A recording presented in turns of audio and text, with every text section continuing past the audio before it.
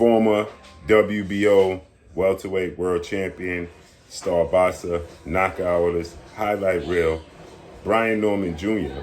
is putting immense amount of pressure on former WBO lightweight champion, now welterweight title contender, Keyshawn the Businessman Davis. But first, a message from our sponsors at Block TV. Tired of paying crazy cable bills? Ditch cable and switch to Block TV, the ultimate pay-as-you-go alternative. Stream live sports, boxing, MMA, pay-per-view fights, premium channels like HBO, Stars, and Showtime, plus your favorite shows and movies all in one app. No more paying for multiple streaming services. Block TV is only $35 a month plus tax, no contracts, cancel anytime. Blue Blood Sports TV viewers get 30% off of their first month. Just use Blue Bloods when you log into the website and promo code. Get started today at getblocktv.com. That's getblocktv.com.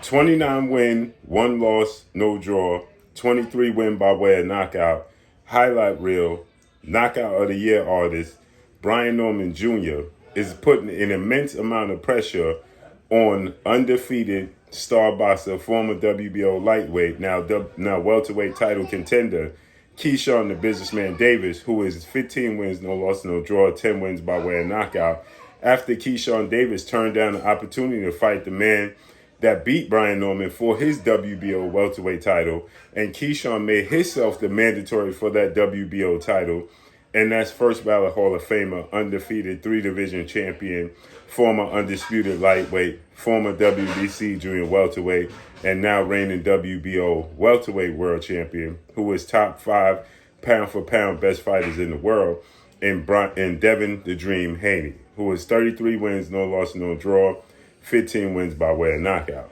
Actually, the last time we saw Devin Haney in the ring was against Brian Norman in November, and he dropped Brian Norman and dominated the fight, to many people's surprise. With that said, Keyshawn had a lot of antics, a lot of pressing for the Devin Haney fight, only to turn around and not take it. With Brian Norman, he stated, Keyshawn Davis is a duck. He does a lot of talking, he does a lot of wolfing, a lot of barking, but he's not answering the bell. And he says, it doesn't matter how you slice it. This is what Brian Norman said. Doesn't matter how you slice it. Keyshawn Davis had the opportunity to fight Devin Haney, and he chose not to, and he never made the money. $3 million is a lot of money. He's actually going to make 4. And so he's saying that it's a duck, because there's no direction he can go in. He could fight Liam Parr for the IBF. He's not going to get $3 to $4 million. He said there's no fight that he could make to make the fight. But he would love the opportunity, seeing as though they was on the same card, their last fight.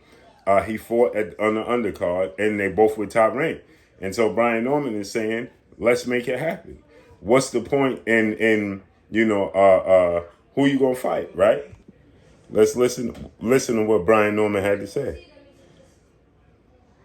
I don't know what his goal is. I don't know what the game plan is. I thought that was the fight that he wanted. And how I look at it, they said it was a whole money thing. And I believe I seen the number of $3 million. Okay, $3 million is not no chump change. So first of all, why you tripping on that? And then also, you stepping up to his division. He don't have to fight you necessarily. Well, it's a mandatory, cool. But this your first fight here. You feel like you deserve this, that, the third. But this will be your first. I ain't even trying to little bomb or something. But this is his first real deal. You know what I'm saying?